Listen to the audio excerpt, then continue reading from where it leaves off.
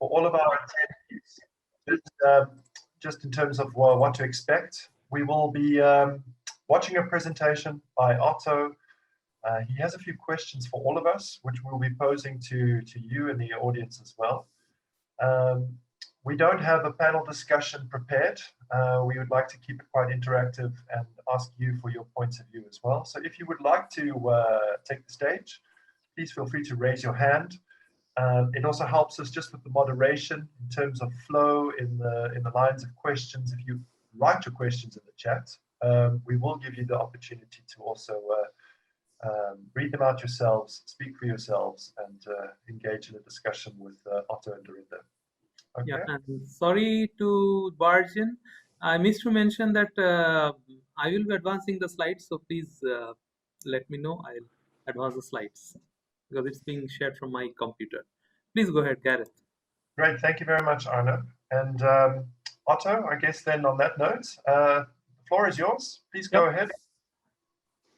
All right. Well, Arnab, can you show the first slide, please? Thanks. Right, so today, ladies and gentlemen, in the first place, I would like to welcome you to this session, and wherever you are, whether it's morning, afternoon, or evening for you, I wish you, I welcome you to this session. I hope you're in good health and in good spirits to engage with us in a discussion on secrets. Well, what kind of secrets? Secrets of policy entrepreneurs. I'm not sure, of course, whether you're familiar with the term. This is a bit too fast, Arnab. I'm going to explain to you, and I hope to share a bit of like what are these secrets of policy entrepreneurs with you based on a research we did, Dorinda and myself, on ISSD Ethiopia, but also to get from you, like given, of course, that you have ample experience also in this field, to contribute and share with us what you consider, well, secrets or properties of policy entrepreneurs to contribute to systemic change of food systems. Why this title? Why this interest? What is the wider background of this? And for that, maybe I can tell a bit also about the research group that I am working with. Please, next slide.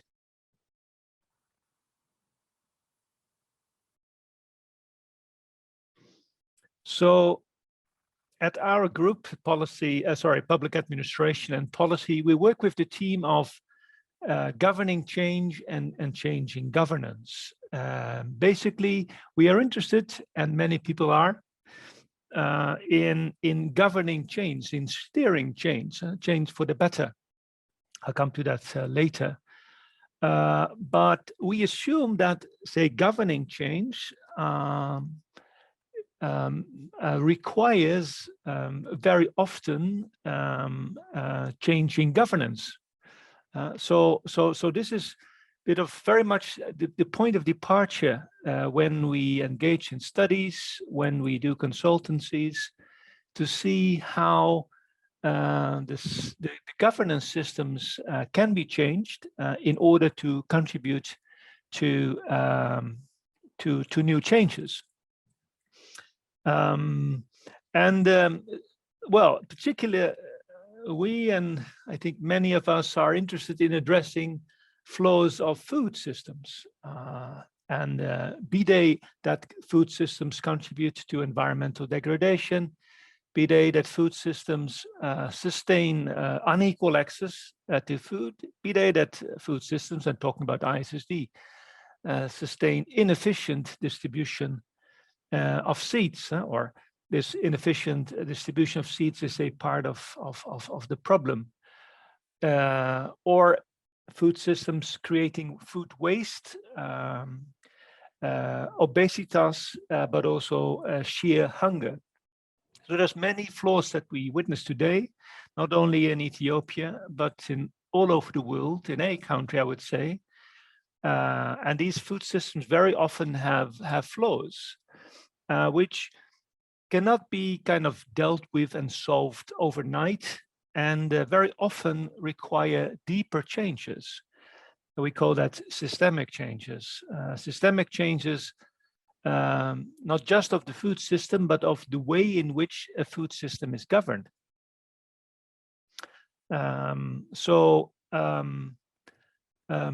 Well, I'm not sure whether you're familiar with the term of governance. So just a brief on this. So governance is referring to this system of rules, authority, and institutions that coordinate and also steer society. But governance is also a verb. It's also about governing.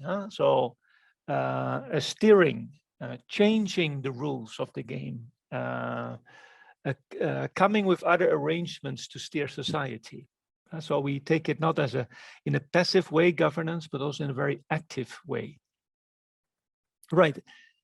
This is a very short on food systems governance. It's a very topical issue. I think also at the UN Food Summit, the forthcoming one, it will be addressed, and it is central. So it's all about transitions of food systems.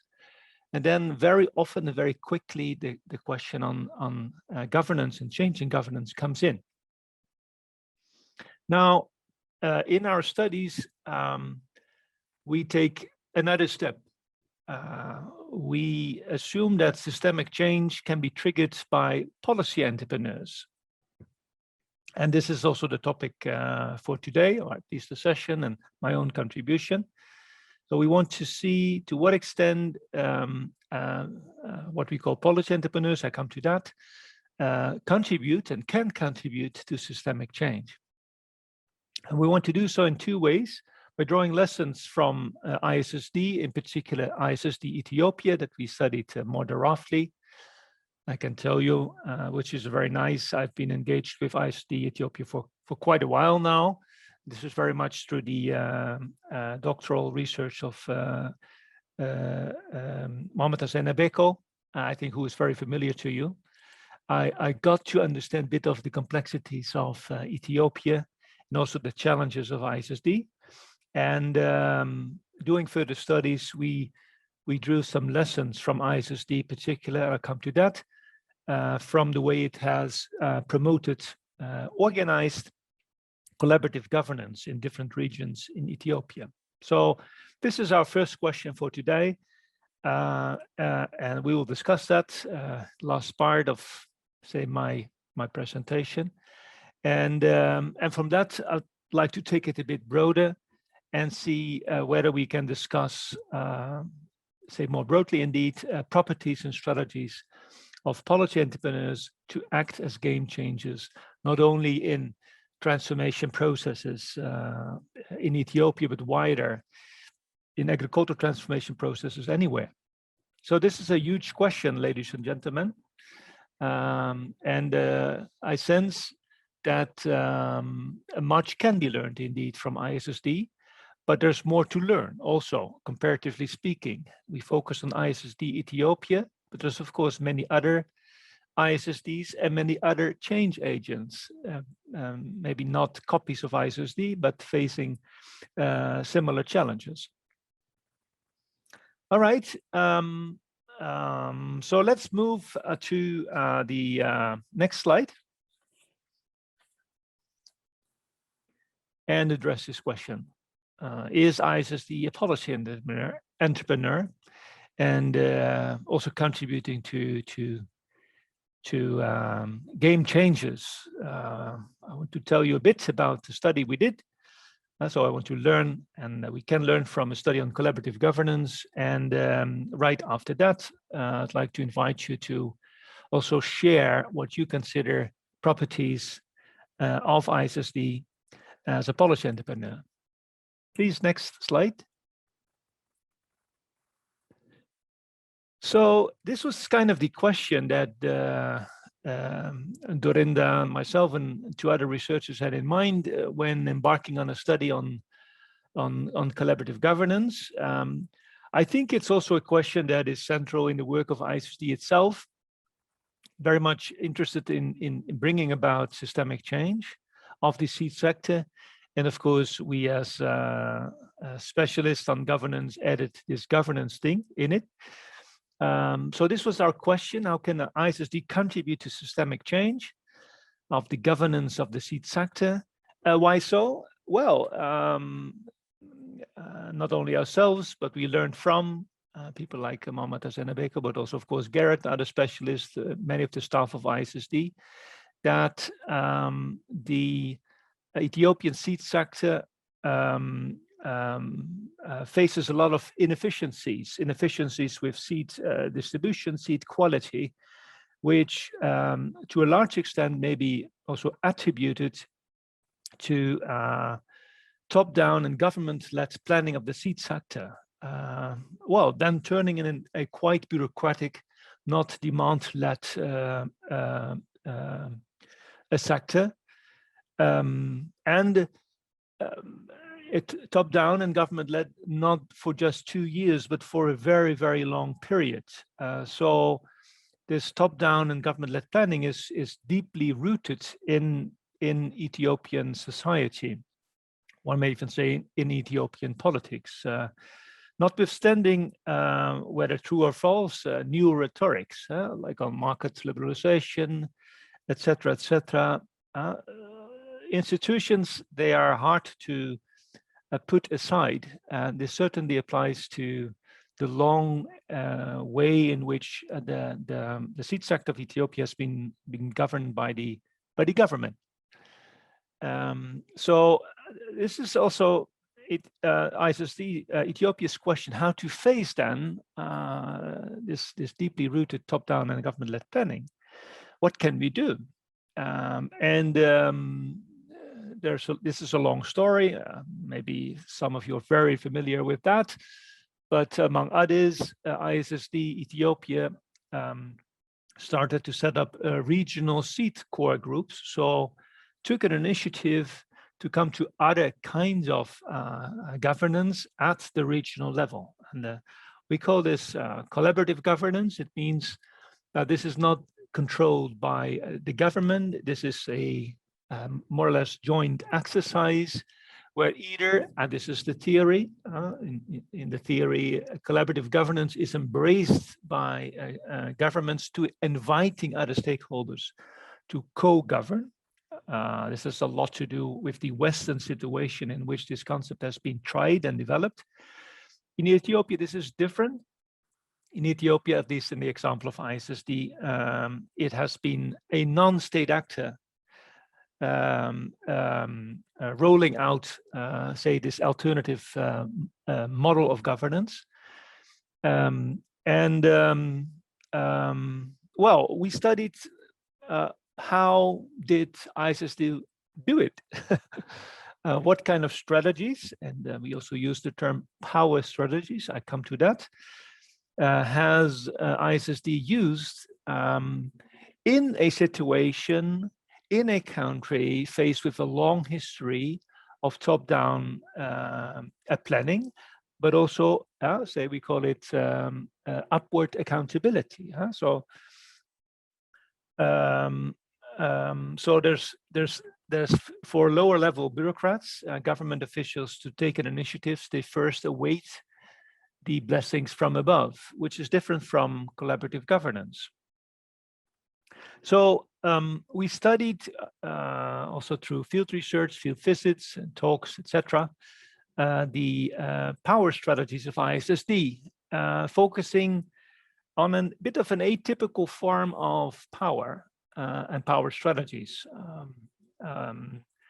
We can make a distinction between very blunt and direct power strategies, so economic power, even physical power, which is exercised upon another. But there are also, and this very much applies to the power strategies used by ISSD, they're more like indirect forms of power, which have to do, for instance, with agenda setting, and also tweaking or twisting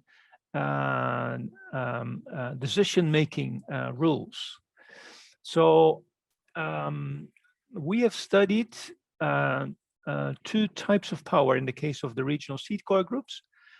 power over, we call it. It's on the slide, and power in. And power over refers to the ability to steer agenda setting, to steer also who can be a member of a regional seed core group, so the participation, so the entrance, as it were. And power in is about steering decision-making processes themselves, kind of in a desired and towards a desired situation. Of course, mind you, and this is not something that you're unaware of, ISSD has a lot to quote unquote sell, avails of a lot of ideas and networks. So wants to has set ambitions and wants to work towards these, the realization of these ambitions. So we studied power over and power in. Another way of framing this is to study ideational power. So the power of ideas and also the power over ideas, one could say, which is very strong in studies on power over and power in. Well, what did come out? And this is a long story cut short. Maybe next slide. So, these are now insights, not any longer secrets, on developing collaborative governance. We hope our paper will be soon accepted and then can also be distributed to many of you. But here are some insights from our studies.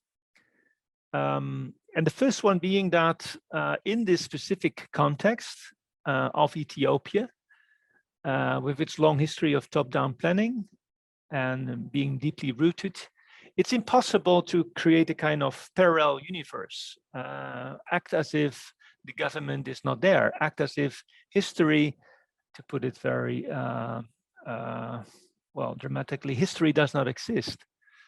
It's impossible not to take into account the institutional histories of a country. And this is extremely difficult because very much the most powerful institutions are the hidden ones, the unseen ones.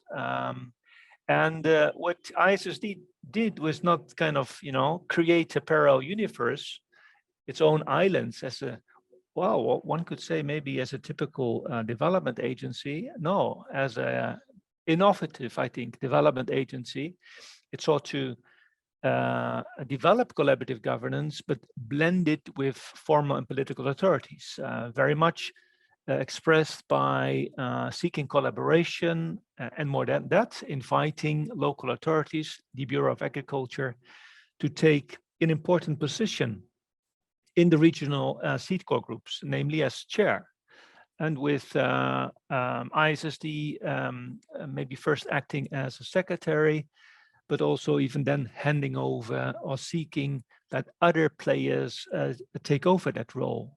So a very keen understanding, I think this is a characteristic of a policy entrepreneur, a tacit understanding of the political institutional context in which it operates to develop a collaborative governance. So this is not to realize its aim to contribute to systemic change of the governance and to create collaborative governance at any price, but seeking to blend it, collaborative governance, I think, and this is a tremendous achievement.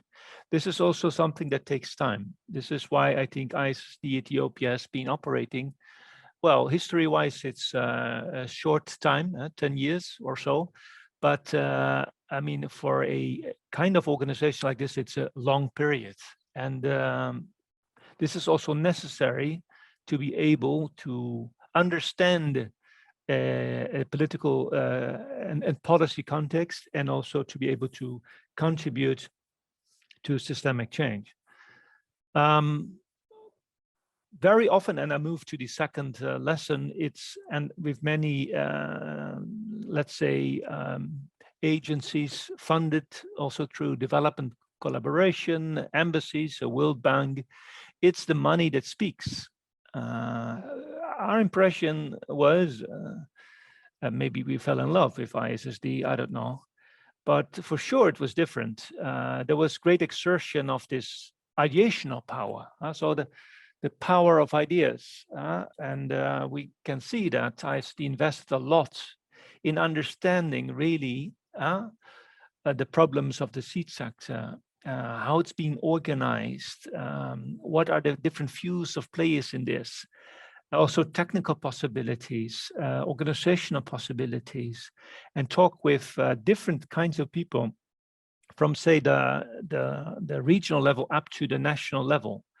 So this way, Ethiopia has been able to build ideational power. Ideational power is not something that you avail of when you're born or when you start. Ideational power is being created.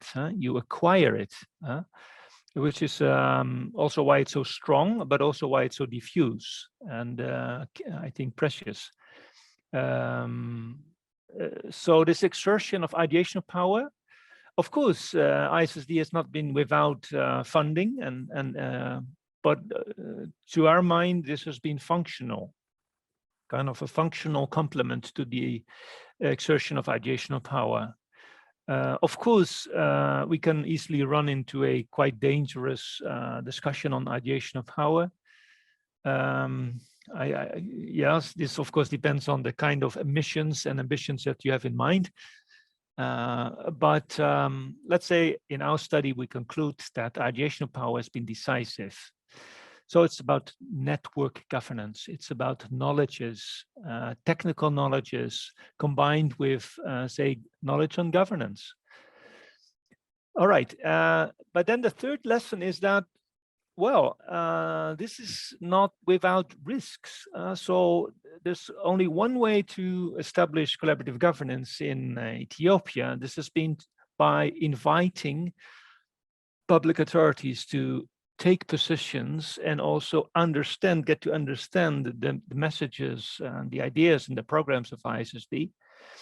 Otherwise, you would have a kind of bifurcated Ethiopia and bifurcated seed sector system, the governance of it.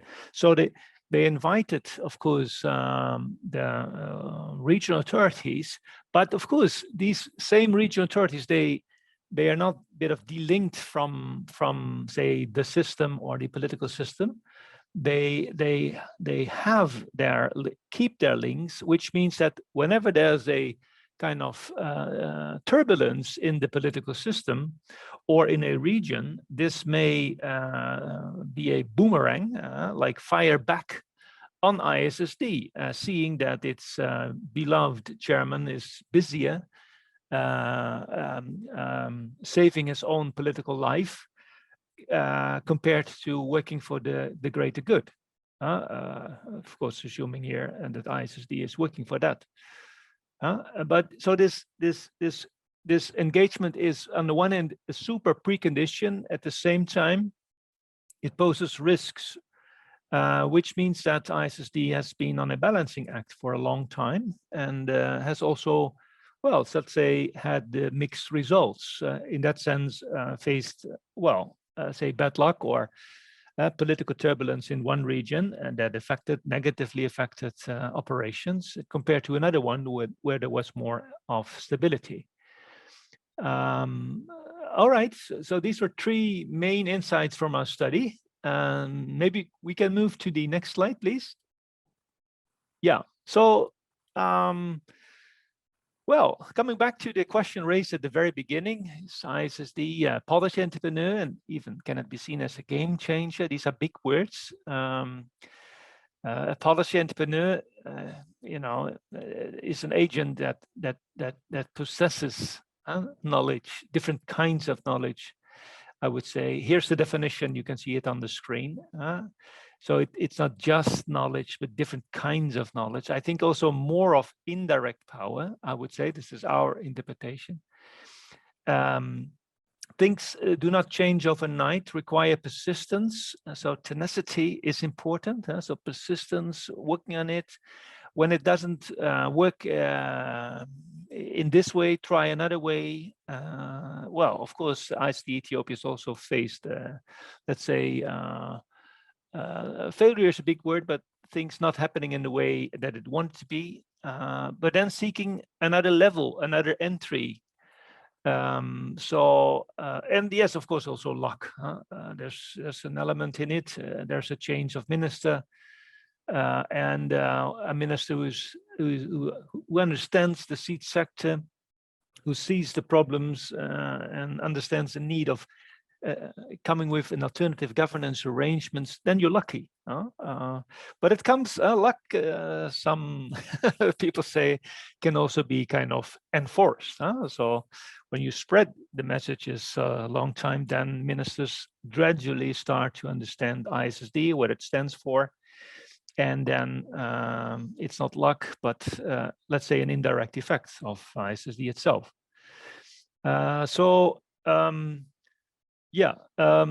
There's one element in this definition, I'm not going in the semantics here, but it's about, understanding processes. So a policy entrepreneur, as I said in the very beginning, you're not born like that. You gain knowledge. You come to understand that how to play indirect power games. You remain persistent. You look for other opportunities.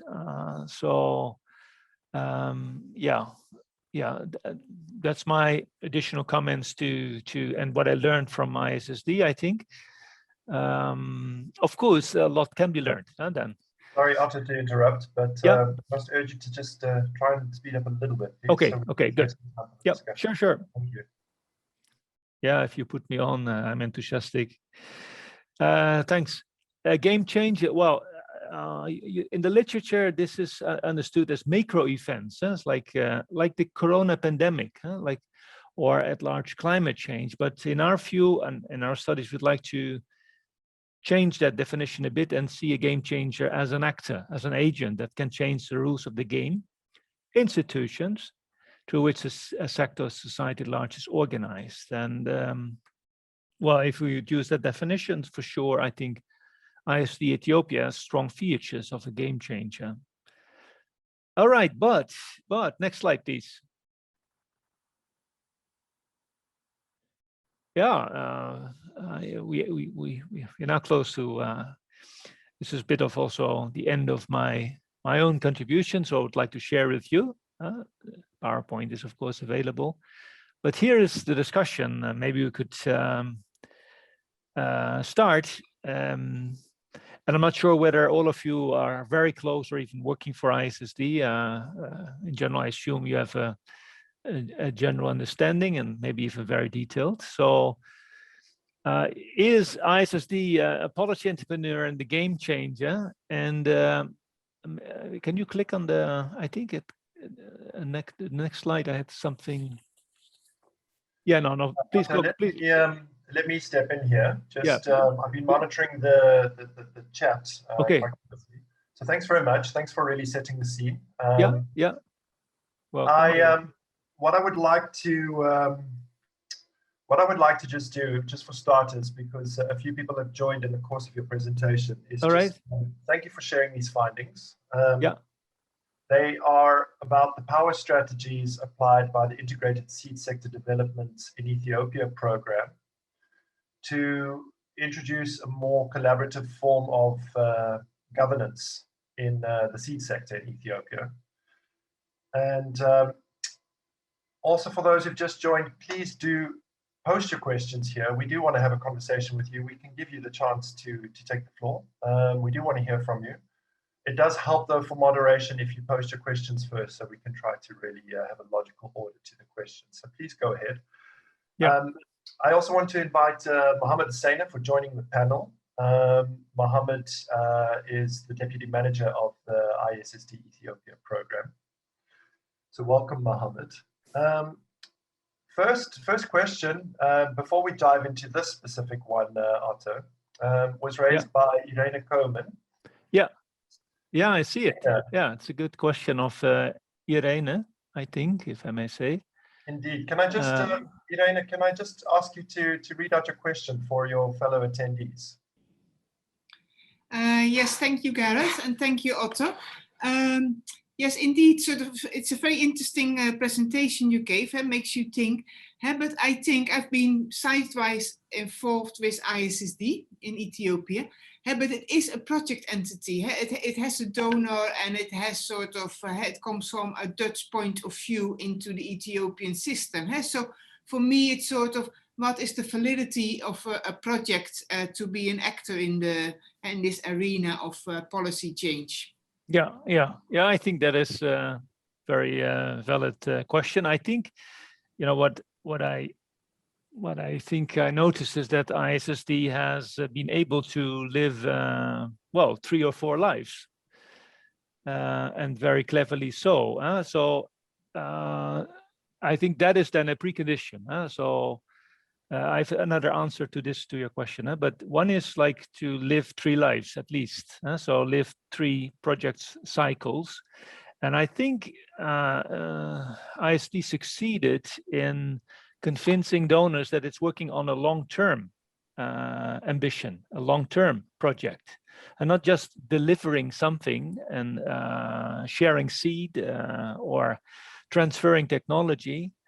But somehow ISSD was able to convince also funding agencies that this is about systemic change, which requires, and at the same time, what I find striking is that, this was not just words. There were all kinds of technical projects in the seed sector that succeeded.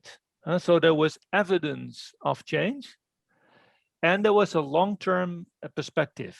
And I think donors also in evidence-based something like that, they see change. So ISD could report on that.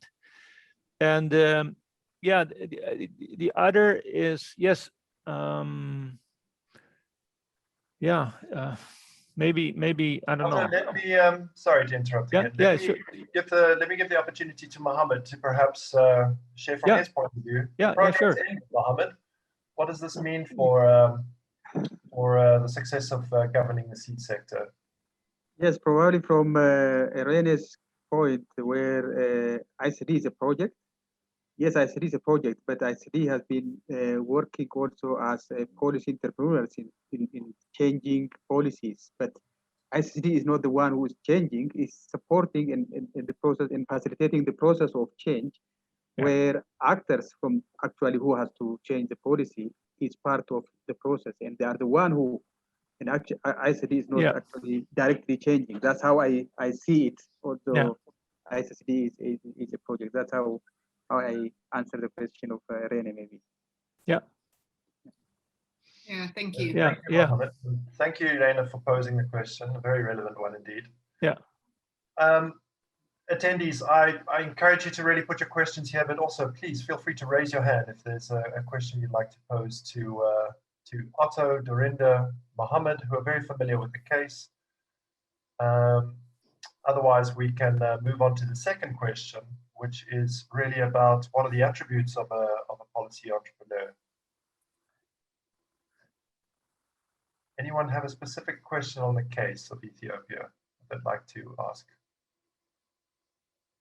Yeah, we ourselves were a bit, say curious. Of course, scientists, they need to be ambitious, but also curious.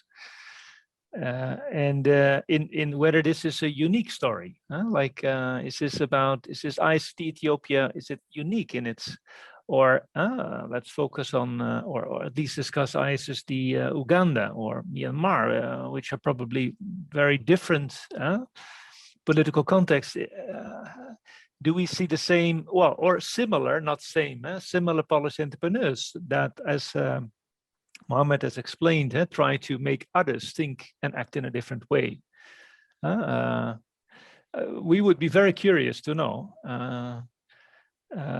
whether the ISSD, if I may say, governance model of letting and helping others to think in another way is also very much visible in Uganda, Myanmar, and maybe other ISSD countries.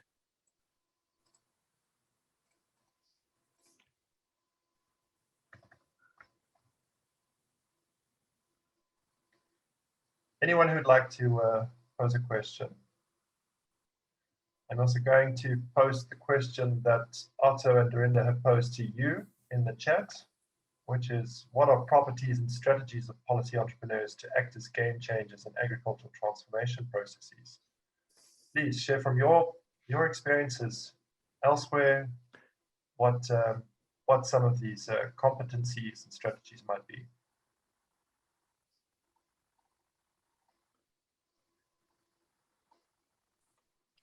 Maybe it's interesting for us to see how Mohammed sees this question, how he would answer it for ISSD in Ethiopia or in general. What Mohammed, what do you think is important?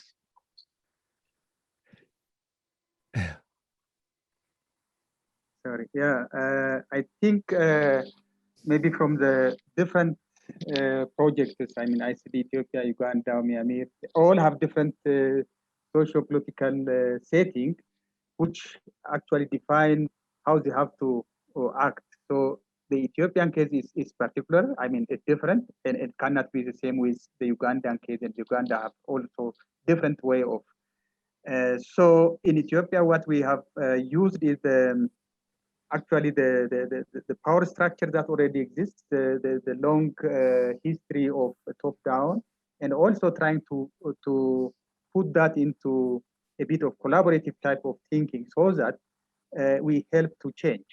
Probably in Myanmar or Uganda, that long history of top-down maybe not there. Maybe already the collaborative type of government is already there. It's not a new thing. So in Ethiopia, it's a bit new thing to try out a different way of changing the system. And we played more as a facilitator of change than the one who has to change the policy itself. So every country has its own way of doing things. That's how we have to probably conclude things. Mm-hmm. If I may ask, we have seen also ISSD operating at regional level and at national level, very cleverly, strategically. Is this approach also being followed in Uganda and Myanmar, so that ISSD has a kind of two-level structure and seeks to engage with policymakers like it has been doing in Ethiopia? Or is it completely a local, regional affair in these other countries? Maybe, I don't know. Yeah, I don't know who can answer that. Maybe Avishkar is not there, or Gareth, can you follow that? I don't know. No, well, I think these layers of administration are common in many different political systems, and it depends on the issues and also their social and political relevance. But what we saw in the case of ISSD Uganda is that a lot of innovations were made at the district level by empowering district officers to, for example, take punitive measures against counterfeit seed, to register agro-dealers in their vicinities, and also better coordinate many of the service delivery models to the local seed businesses that they were supporting there. So a lot of ground has been made by supporting administrators and stakeholders at the district level. Okay. Yeah. Yeah, it is also important to point out that in Ethiopia, why it is not only the existence of the two structures, it's also about the power relation between the two. And sometimes there is no clear line or demarcation line between the two, not on the paper, but in practice, there is no demarcation. So because of that, you need to play between the two power groups, because sometimes the people in the region want to throw the ball to at the federal level, and sometimes the federal level say this is the role of the regions, and that is not because it's not clear on the policy, on the maybe whatever document. In practice, that clarity is always lacking. So we need to try to make sure that the two interact. So for my understanding of the complex case of Ethiopia, which I still find difficult to understand, I think this is a feature of a policy entrepreneur. So also knowing where to step in, at what level, and then combining this. Having success all the time, no, but at least, you know, adapting one step back, 2 steps ahead, and exchanging this, like, okay, now you guys or ladies at regional level, it's time to move and do this, and then the regional informing the national, okay, it's the time to, so this working at different arenas at the different level and connecting the knowledges. I think it's crucial for a policy entrepreneur. Otherwise, at the regional level, you're active, not knowing about new regulations or regulatory gaps or what have you at the national. And then you find yourself trapped. And at the same time, if you're, you're just only working at the national level without support from local authorities, I think you cannot make things move and change. So this approach of ISSD, I think it's very intelligent. Yeah. So Otto, can I perhaps ask you and or Dorinda what the literature at least says about policy entrepreneurship? What are some of the strategies applied by policy entrepreneurs? Yeah, exactly. One of these things is about this scaling, and the other thing, scaling and rescaling or connecting, and the other thing is about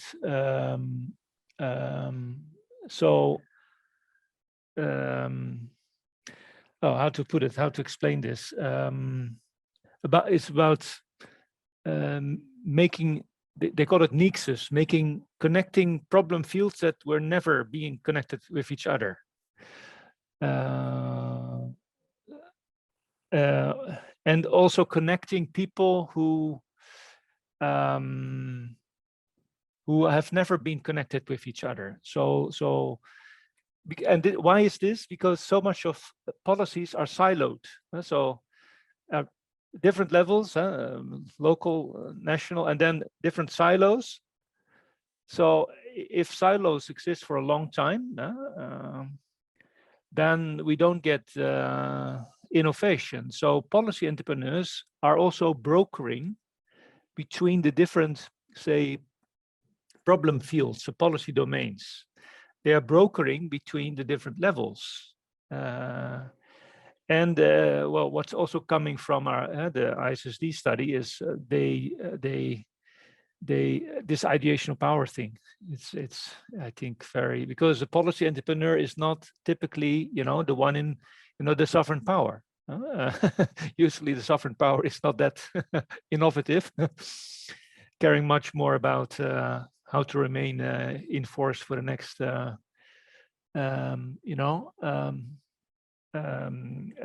time. So the policy entrepreneurs, they are brokers. They connect fields, levels, and such without, say, dictating and use traditional force. Thank you very much, Otto. And then perhaps let me ask the question to our audience as well. Then, bearing these kinds of competencies in mind, where are these policy entrepreneurs best placed? The question was posed by Irene, you know, are they staff of a project that has a temporary presence in a sector? Can they work for government, the private sector? What level of administration? Any thoughts on that? And also invite anybody in the panel, in the audience, to answer this question. Where are these leaders?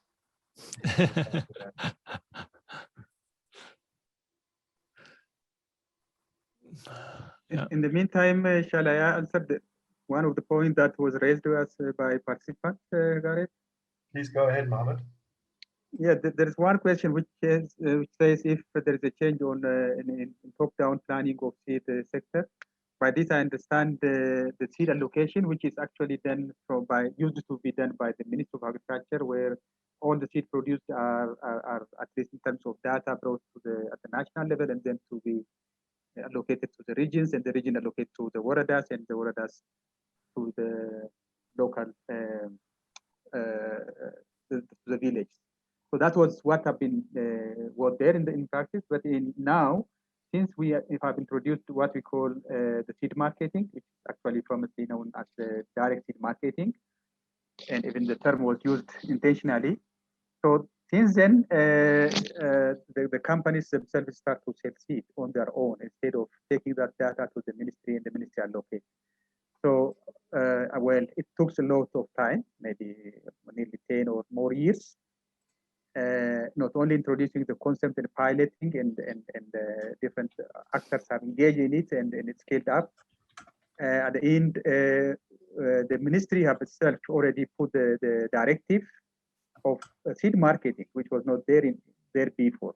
So now more than 60% of the seed is sold by the company themselves. It will no more come to the ministry or the region. And even the remaining something 30 whatever percent is actually allocated by the regional bureau of agriculture instead of the ministry as it used to be. So that type of change is there now. So now I can say sometimes like the word marketing in the seed sector was not something common, even sometimes maybe call it taboo, but now it's no more taboo. So there is that type of decentralization is there now. Yeah. Keeping an eye on time, unfortunately, we do need to wrap up. I've made a last plea to all of you. Please, if you would like to participate in Otto and Dorinda's research, there's the chance to share your email address just with the panelists in this forum, or you can get in touch with the organizers and we can connect you with them. We'd love to hear your stories. And of course, as you've been told repeatedly throughout the conference, there's also the Padlet in which you can interact with your fellow peers. Let me share then a word of thanks to all of you for attending. Thank you very much, Otto, for sharing the results of your research on behalf of you and Dorinda. Thank you very much, Mohammed, for also giving that some context from the point of view of ISSD Ethiopia program. And again, thank you very much to everybody who attended. I'll hand over now to Arnav to close off. Yeah. Thanks, Gareth. You have already wrapped up and already thanked everyone. So I again thank everyone, Otto, Dorinda, Gareth, Mohammed, everyone here, and all the attendees. And stay connected. The links are in the chat if you are interested in the other sessions. I have already pasted the links to these sessions in the chat. I just give you a moment to copy it because after I close this, I don't be able to get it. So please copy it somewhere in the chat, and then we call it a day for this session. And thank you very much. I really appreciate all your thoughts and all the expressions that you have made here. Thank you, and have a very nice evening. All the best to you. You too. Bye-bye. Take care. Bye-bye. Take care.